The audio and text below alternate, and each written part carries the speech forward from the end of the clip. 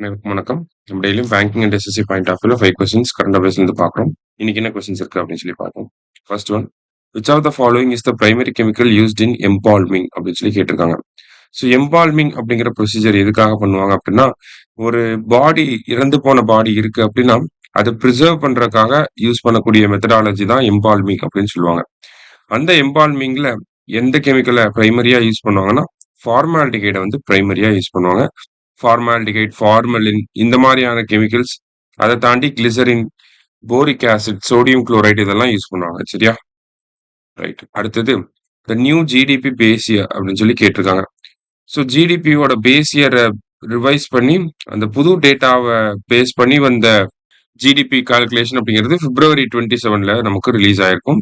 So அந்த new GDP base year என்ன அப்படின்னு சொல்லி பார்த்தீங்கன்னா 2022-23 முன்னாடி 11-12 இருந்துச்சு. இப்போ 22-23 சேஞ்ச் பண்றதுக்காக ஒரு கமிட்டி போட்டிருப்பாங்க. அந்த கமிட்டி பேர் என்ன அப்படின்னு சொல்லி பார்த்தீங்கன்னா விஸ்வநாத் கோல்டார் அப்படிங்கிற கமிட்டி.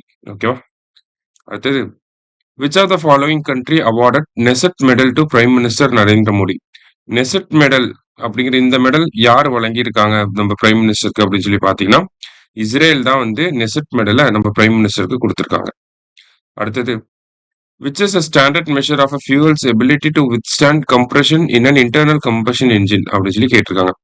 ஸோ ஒரு ஃபியூயல் கம்ப்ரெஷனை ஹேண்டில் பண்ணக்கூடிய அந்த எபிலிட்டியோட பேர் என்ன அப்படின்னு சொல்லி பார்த்தீங்கன்னா ஆக்டேன் ரேட்டிங் அப்படின்னு சொல்லுவாங்க. ஸோ நமக்கு 95 ஆக்டேன் ரேட்டிங் இருக்கக்கூடிய பெட்ரோலை தான் இனிமேல் யூஸ் பண்ணணும் ஏப்ரல் மந்த்ல இருந்து அப்படின்னு சொல்லி சென்ட்ரல் கவர்மெண்ட் நோட்டிஃபை பண்ணியிருக்காங்க. அந்த பேக்ரவுண்ட்ல பார்க்குறோம். லாஸ்டா India will release the GDP data with financial year 2022-23 as the new base year on. So அந்த புது பேஸ் இயரை பேஸ் பண்ணி வரக்கூடிய ஜிடிபி டேட்டா என்னிலிருந்து வரப்போகுதுன்னா பிப்ரவரி 27, 2026 வரப்போகுது. இன்னைக்கு 5 கொஸ்டின்ஸ் பார்த்துருக்கோம். தேங்க்யூ.